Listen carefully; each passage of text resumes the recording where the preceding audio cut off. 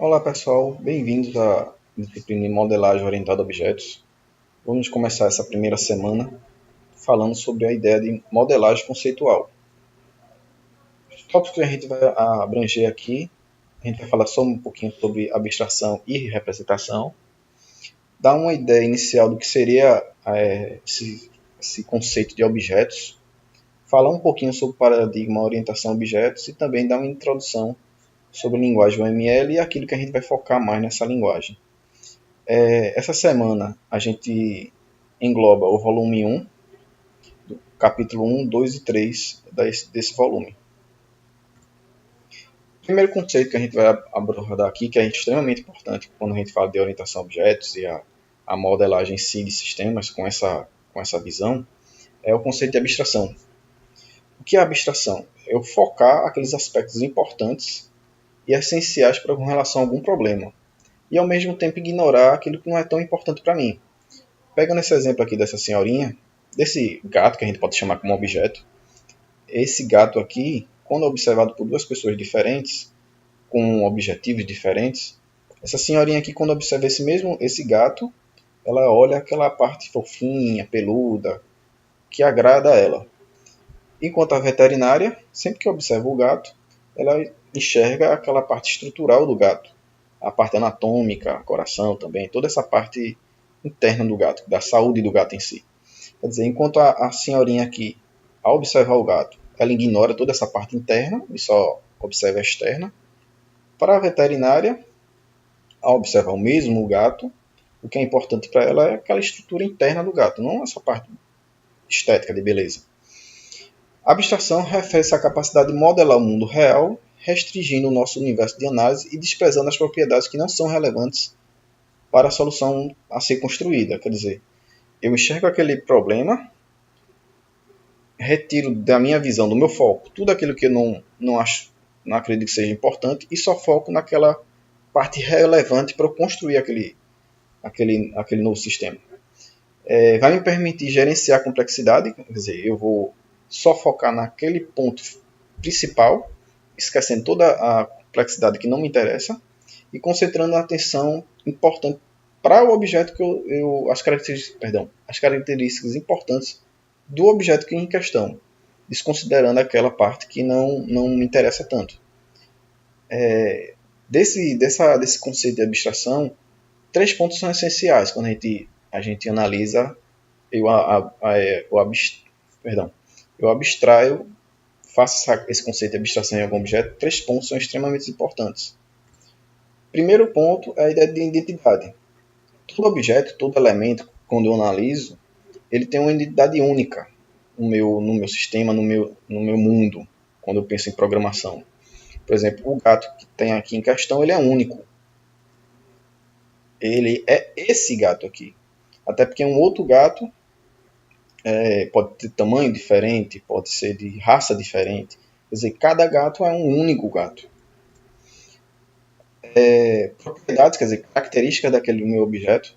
Quer dizer, no meu mundo real, qualquer objeto possui elementos que o definem. Como eu falei, esse gato aqui, por ser único, ele vai ter características que é dele própria. Vai ter uma raça própria, vai ter um nome que a senhorinha aqui deu para esse gato, vai ter uma idade, vai ter todos os elementos que caracterizam aquele único gato. E como, continuando em O, essas características são nomeadas de propriedades. Por exemplo, as propriedades de um objeto, como um cachorro, poderia ser tanto tamanho, raça, idade. Quer dizer, vai ter características, propriedades, atributos que definem aquele objeto. Só fazendo um adendo, quando a gente estiver falando de orientação a objetos, tudo agora virou objeto. Continuando com relação a métodos, que são as ações que cada objeto pode executar. Quer dizer, esse gato aqui ele pode miar, pode andar, pode pular, pode brincar. Quer dizer, são ações que o gato faz. Essas ações ou eventos são chamados de métodos. Esses métodos podem ser extremamente variáveis, tipo, eu posso acender uma lâmpada, o cachorro pode latir, um gato pode correr e por assim vai. Quer dizer, toda vez que eu observo um objeto, três elementos são extremamente principais para poder definir esse objeto. Que é a ideia de identidade, quer dizer, todo objeto é único. as propriedades, as características desse objeto e as ações que ele pode executar, que são métodos.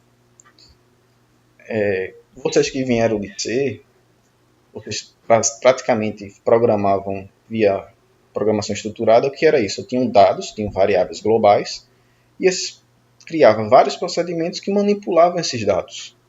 Agora que a gente está saindo dessa visão estruturada e vai entrar para orientação a objetos, como eu falei, tudo agora virou objeto. Então, cada objeto tem seus dados. Observando esse aqui como um gato, como eu falei, cada gato é único. Então, pensando em gato, né? Cada gato seria uma caixinha dessa daqui. Então, e como eu falei, cada gato aqui atrás, cada gato tem suas características que definem ele como único. Então, cada método aqui vai trabalhar com esse determinado gato. Isso posso dizer assim, é como se fosse uma visão totalmente diferente de como manipular os dados. Aí, agora centrando basicamente em objetos.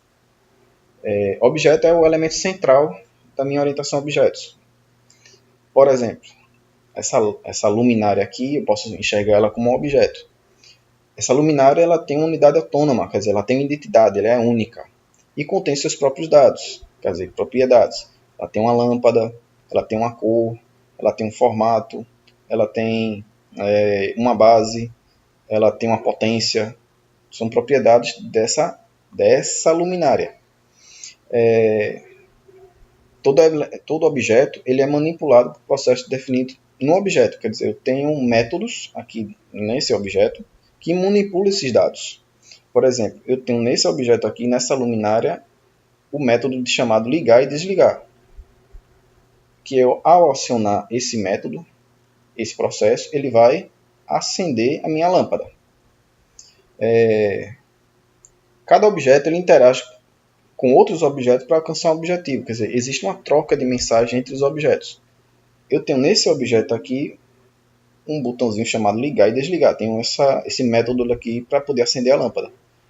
Ele não vai acender sozinho. Eu preciso de um outro objeto, pensando aqui como uma pessoa, que vai acionar essa lâmpada. Isso aqui que eu falei são todas as definições de um objeto. Por fim, os objetos são categorizados em uma classe, como se fosse uma visão conceitual de objetos. O objeto, como eu falei, é uma representação abstrata de coisas do mundo real, podendo tanto ser tangíveis como intangíveis. Tangíveis como um livro, um telefone, a luminária, o gato que eu falei, ou intangíveis como um pedido de compra, uma bruxa, uma palestra, etc. Isso foi o que eu falei de objeto, que é algo, como posso dizer, construído em si, ele existe. E a classe, que é a definição desse conjunto de objetos, é como se fosse o conceito desse objeto. O que uma uma luminária pode ter. Como eu falei, classe, ele define o conjunto de objetos esses com características comuns que podem ser categorizados como uma classe. Por exemplo, a classe mesa é uma generalização de todos os objetos de mesa existentes. Se eu pensar na classe mesa, eu tenho uma definição geral de o que seria uma mesa, e as várias mesas que eu encontro é um objeto. É como se a mesa em si, a classe mesa em si, fosse um conceito de mesa, e todas as mesas que foram criadas seriam os objetos dessa mesa. Aí eu continuo no exemplo, enquanto uma mesa vermelha de mogno, enquanto que a mesa vermelha de um mogno na sala de Maria é um objeto específico, único, identificável e distinguível dos demais objetos mesa. Deixa eu pegar um exemplo aqui mais claro. Voltando para a lâmpada. Eu tenho aqui a definição da minha classe, que seria a classe lâmpada. E o que é que toda classe lâmpada tem que ter? Ela tem que ter esses atributos aqui chamados cor, potência, tamanho, forma. E todas as lâmpadas, elas têm como método ficar acesa, quer dizer, acender, ficar apagada e pode queimar. Quer dizer, toda a lâmpada ela vai ter essa definição aqui. Essa definição eu chamo de classe. Toda vez que existe um objeto criado dessa classe, Toda vez que eu crio algo dessa classe, ela se torna um objeto que pode ser várias lâmpadas, de vários formatos de lâmpadas. A lâmpada pode ter cor branca, pode ter cor amarela, pode ter um formato diferente, pode ter uma potência diferente. Toda vez que eu crio esse conceito, ele começa a existir, outro nome que se dá, instanciar, ele vira um objeto. Aí pensando um pouco assim de como funcionaria, como seria o funcionamento, levando isso para nosso dia a dia, imagine com o sistema de software como um ser vivo, como uma pessoa, vamos dizer assim. Cada célula dessa pessoa vai interagir com outras células. Por exemplo, se eu fui infectado por um vírus, uma célula vai identificar que existe um vírus dentro de mim e vai comunicar a outras células para atacar aquele vírus. A forma de comunicação, é claro, elas vão enviando mensagens umas às outras para realizar um objetivo comum, quer dizer, destruir aquele vírus. Mas, porém, cada célula vai se comportar de uma forma autônoma. Cada célula não vai atacar tudo de uma vez só da mesma forma. Vão atacar de forma organizada e cada uma fazendo seu trabalho. Cada célula vai ter uma vida e características próprias distintas das demais células. Princípios que eu tenho envolvidos com o paradigma O. Qualquer coisa é um objeto, tudo vai virar um objeto para mim. Objetos realizam tarefas através da requisição de serviços a outros objetos, quer dizer, um objeto vai enviar mensagem para um segundo objeto para poder conseguir um determinado objetivo. Cada objeto pertence a uma determinada classe, como eu falei anteriormente, eu tenho um conceito geral sobre um determinado elemento, e toda vez que eu instanciar, criar aquele elemento, vai ser um objeto. E a classe vai agrupar objetos similares. Uma classe é um repositório para o comportamento associado ao objeto. E classes são organizadas em hierarquias. Lá na frente eu vou explicar melhor isso aqui, que é o conceito de herança. Novamente, fazendo só uma lembrança aqui, algumas características que eu tenho. A característica de atributo, que representa as características do objeto. No caso aqui, pensando em lâmpada, eu tenho esses atributos de cor, potência, tamanho e forma. Métodos, que representam operações ou funções oferecidas pelo objeto. Eu tenho métodos para acender uma lâmpada, para apagar uma lâmpada. No caso, se for que ele acontecer de queimar a lâmpada. Tem uma ideia de estado, quer dizer, indica a situação que um determinado objeto ele pode estar. Só pegando esse exemplo aqui da lâmpada, ela pode estar acesa, estar apagada. São estados da lâmpada. É o comportamento, o meio pelo qual o objeto passa de um estado para o outro. Quer dizer, eu estava num estado de apagado e fui para um estado de aceso. Eu estava aceso e fui para um estado de queimado, por exemplo. E a ideia de instância implica em um indivíduo específico de uma classe com características e identidade próprias.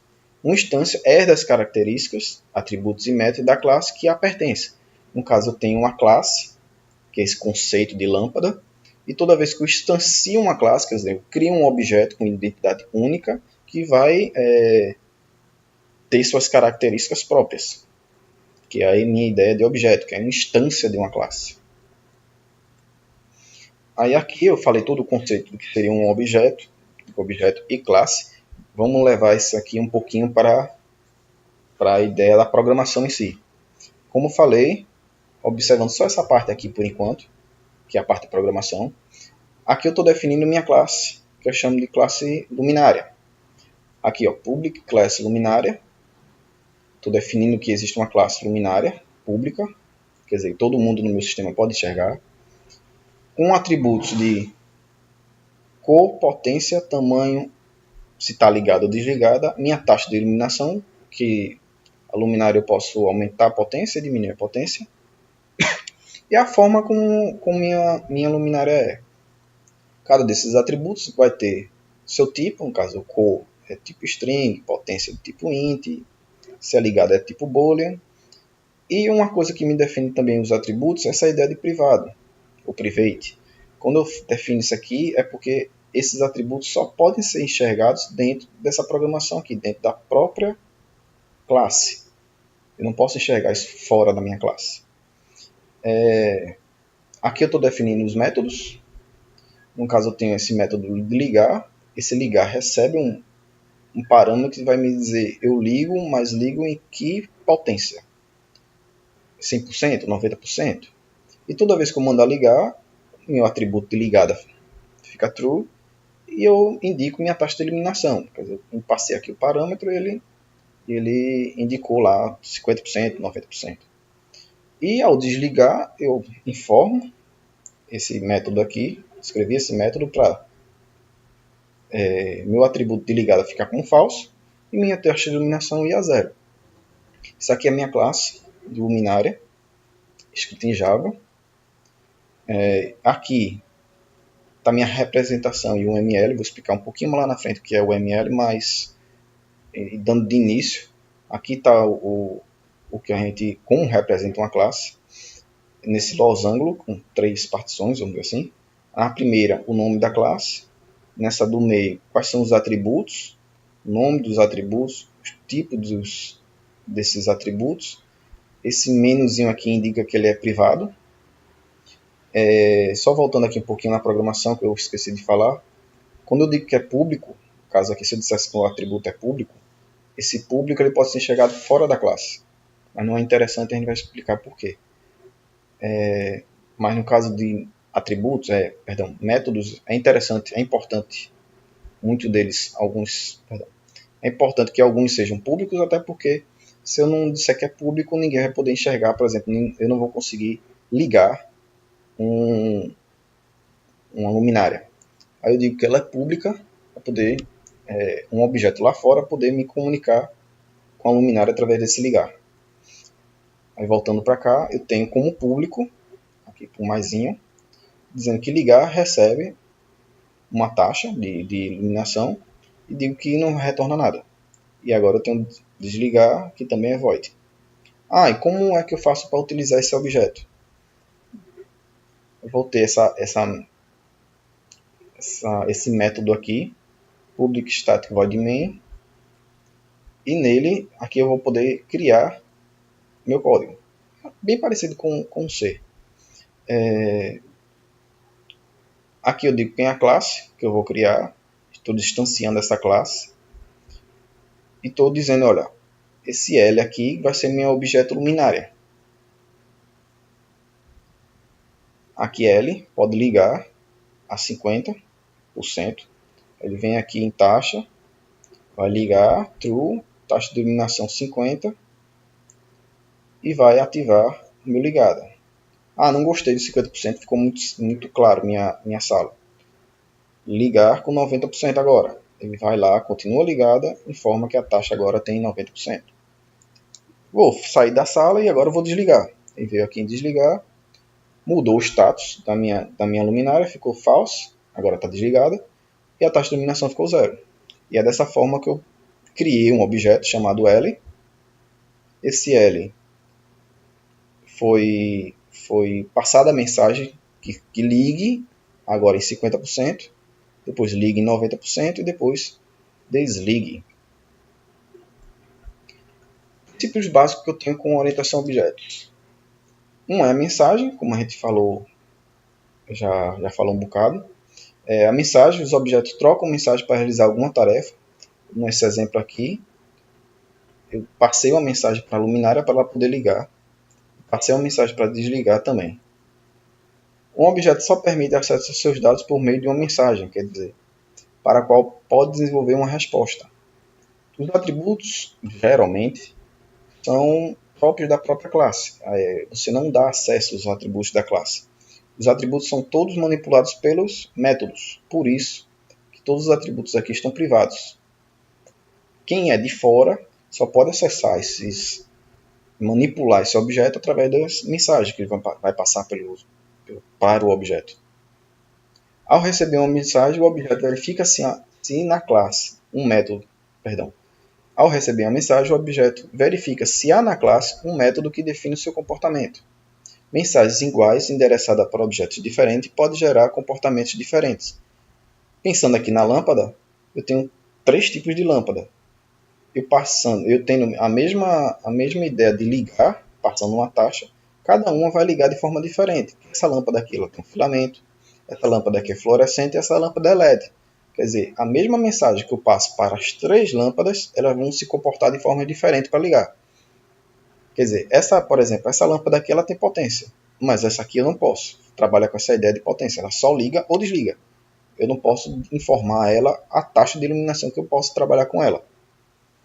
Por isso que ela está falando, ó, eu tenho mensagens iguais, porém vão ter comportamentos diferentes. A gente vai abordar isso um pouquinho mais lá na frente. Aí vem a mensagem, o que é necessário? Primeiro eu preciso saber quem é o objeto que eu estou passando a mensagem. Como eu mostrei anteriormente, eu posso ter várias lâmpadas, várias luminárias. Cada luminária vai ter uma identificação própria. Eu tenho que saber quem é o objeto. Identificar exatamente quem é que eu estou querendo me comunicar. Identificar o método que o objeto deve executar. No caso, eu quero ligar esse objeto, quero passar a intensidade dele. E passar os argumentos que o método pede. No caso, ligar, eu tenho que passar o argumento de intensidade. E aqui abordei todos os princípios necessários para a parte básica de entender o que é um objeto e o que é uma classe. Entrando mais um pouquinho na parte de classe, como eu falei daquela parte de hierarquia, quando eu falo de hierarquia é a ideia de herança. Levando isso para o mundo real, vamos dizer assim, fazendo uma classificação de animais, vamos dizer assim, eu tenho um animal e esse animal ele pode se dividir em tanto mamífero como em ave. Os mamíferos eu posso classificar eles novamente, como cachorro ou como homem. E uma ave eu posso, por exemplo, classificá-la como um beija-flor. Se a gente pensar bem a fundo, tudo que eu tenho no animal, o mamífero acabou herdando características dos animais, de animal. E como um mamífero, o cachorro ou o homem tem características semelhantes que me classificam eles como um mamífero. E um beija-flor, características que classificam ele como ave. Se eu tiver um papagaio, eu tenho características de um papagaio, que eu consigo tanto classificar um beija-flor como um papagaio como ave. E estaria ligado aqui. Aí pega esse princípio de características comuns que me levam a uma classificação e levo isso também para a orientação a objetos, com a ideia de classe. Eu consigo classificar classes que possuem características similares que vão me gerar uma hierarquia. Por exemplo, o cachorro e o homem ele têm características similares entre eles que me levam a classificar como um mamífero. Cada nível de hierarquia contém classes, quer dizer, o mamífero ele vai ter contido com ele algumas classes. A ave vai ter contido com ele classes também. As classes de níveis mais baixos herdam características de classes de níveis acima e podem estender sua definição com características próprias. Por exemplo, todo animal vai ter um nome científico, por exemplo. Se eu digo que todo animal tem nome, consequentemente, por herança, mamífero também vai ter nome, cachorro também vai ter nome e homem também vai ter nome. Continuando aqui como exemplo, se eu digo que todo mamífero corre, então essa definição, essa ação de mamífero correr, o cachorro também pode correr, como um homem também pode correr. Quer dizer, eu posso estender essas características para minhas subclasses. Claro, um cachorro corre de uma maneira e o homem corre de outra maneira, mas os dois correm. Facilita o compartilhamento de comportamento comum entre conjuntos de classes semelhantes. Essa minha vantagem de utilizar a herança também. Levando aqui, pegando esse conceito e levando aqui para o ML, aqui eu tenho um animal que tem esses dois atributos, nome e classe, e tem esses métodos, imprimir, get nome e falar. Quer dizer, todo animal fala. Como eu falei aqui, todo animal tem nome. Eu não preciso dizer que ave tem nome, bem-te-vi tem nome, papagaio tem nome. Eles já herdaram essa característica de animal. Como eu falei, correr. Todo mamífero corre. Então, uma vaca também corre e um cachorro também corre. Eles herdaram essa característica de vaca. Como consequência, assim, dessa herança, a herança sempre é como se fosse no sentido de baixo, quer dizer, o mamífero corre, quem está abaixo de mamífero também corre, só que o inverso não acontece. Nesse caso aqui, só quem corre é do mamífero para baixo. A classe anterior, que é animal, ele não corre. Esse é o conceito de herança. O que me facilita também na parte de codificação. Eu não preciso estar escrevendo que todo mamífero tem nome, por exemplo. E agora essa ideia de polimorfismo. Deixa eu só voltar aqui um pouquinho para poder explicar, falar uma coisa. Por exemplo, aqui todo animal está dizendo que fala. Se você olhar aqui embaixo, BTV também fala, mas fala do jeito dele. Um papagaio fala, mas fala do jeito dele. Uma vaca também fala, mas fala do jeito dela. Um cachorro também fala do jeito dele. Quando eu digo que animal fala, beleza, mas cada um fala do seu jeito. O que acontece? Quando chega aqui em falar, eu digo, olha, o animal fala, mas eu vou reescrever a fala desse animal. O papagaio também fala, mas eu vou reescrever a forma como esse papagaio fala. A vaca também fala, eu vou reescrever e assim sucessivamente. Aí isso me leva à ideia de polimorfismo, que é a capacidade de um objeto abstrair várias implementações diferentes em uma única interface. A classe Pi possui métodos que poderão receber implementações diferentes, de acordo com a classe derivada. Eu tenho aqui com o animal, ele fala, mas por cada objeto se comportar, cada subclasse se comporta de uma forma única, diferente, eu posso dizer o seguinte, beleza, mas o cachorro fala do jeito dele. É possível enviar a mesma mensagem para objetos parecidos, porém a implementação do comportamento pode ser diferente para cada objeto. Eu mando a mesma mensagem para o cachorro, ele vai falar do jeito dele. Eu mando uma mensagem de homem fale, ele vai falar do jeito dele. O beija-flor fale, ele vai falar do jeito dele. A mesma coisa lá com aquela lâmpada lá atrás, como essa lâmpada aqui. Digo acenda, ela vai acender do jeito dela. Digo lâmpada incandescente, acenda, ela vai acender do jeito dela. E a mesma forma do LED. Cada um vai ter um comportamento diferente de acender. Isso através do conceito de polimorfismo. Então, tentando traduzir isso aí, são várias formas de fazer a mesma coisa. E aqui é só para exemplificar a ideia do polimorfismo, que eu já mostrei anteriormente, com essa ideia de falar. Eu tenho aqui, e aqui em BTV eu reescrevo falar. Se você observar por herança, o nome é o mesmo. É por isso que eu não reescrevo a ideia do nome. Se eu tivesse algum método aqui, por exemplo, imprimir. Ave imprime, mas não preciso reescrever ave para imprimir. Do jeito que está aqui, está ok. A ave é impressa do mesmo jeito que um animal. E não preciso reescrever esse método, essa ação. Finalizando esses conceitos básicos de OO, falando rapidinho aqui sobre o OML. O que é o OML? O OML é uma linguagem de modelagem unificada, uma linguagem visual, que a gente consegue, através dessa linguagem, modelar sistemas, seguindo essa paradigma de orientação a objetos, é puramente voltada para a orientação a objetos. Ela se tornou padrão quando a gente fala de especificar, de visualizar, de construir ou documentar algum software, e provém várias notações, vários diagramas, especificações e modelos que facilmente a gente consegue tanto entender como reconhecer sistemas e consegue facilitar a comunicação entre desenvolvedores, que conhecem toda aquela parte técnica do desenvolvimento de sistemas, e os clientes que não têm essa abordagem tão profunda. A gente consegue, com um treinamento de, 10, 15 minutos, apresentar para o cliente o que vai ser desenvolvido, o que facilita e muito a comunicação entre desenvolvedor e clientes. Na OML eu tenho vários diagramas lá dentro, mas qual que a gente vai debater mais? A ideia de diagrama de caso de uso, que a gente consegue interagir com o sistema, mostrar como o sistema interage com os usuários e com outros sistemas, como existe essa interação, e como o meu sistema vai se comportar em várias situações que podem ocorrer durante a operação.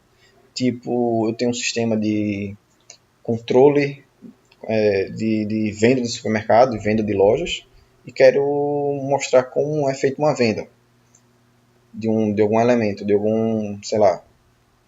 como é feita a venda de carne do meu supermercado. Então eu posso mostrar isso via caso de uso. O que a gente vai bater um bocadinho aqui é com relação ao diagrama de classe. Já mostrei mais ou menos mostrei como é uma classe. É usado para representar as classes existentes no meu sistema, os atributos e os métodos, e como uma classe se relaciona com outra. Pelo menos agora a gente já sabe como é a representação de uma classe, como representa atributo e métodos dentro dessa classe. E tem também o meu diagrama de sequência, que mostra a interação entre diferentes objetos com a preocupação de documentar os métodos ao longo do tempo. Eu tenho alguma ação, por exemplo, essa ação que eu falei aqui do meu caso de uso, de vender carne. Como as minhas classes que eu criei, como elas interagem desde o início da venda até o término dela. Como é que cada classe vai interagir uma com a outra para conseguir fazer essa venda. Isso a gente vai ver ao longo da disciplina. Pessoal, isso aqui é o que eu queria mostrar com relação ao assunto de hoje. É só um resumo do que a gente tem lá no livro, peço que vocês leiam, tanto do capítulo 1 ao capítulo 4, tudo que tem lá. Eu só fiz aqui um resumo, um apanhado de todos os conceitos, e qualquer dúvida, entrem no fórum, perguntem bastante sobre cada assunto que a gente viu aqui, ou que por um acaso não conseguiu abordar nesse slide aqui, nessa aula, mas tem lá no livro, que tem algumas... o livro está mais detalhado do que essa aula aqui, que é um resumo de tudo que tem lá. Dúvidas? Perguntem, não deixe de perguntar.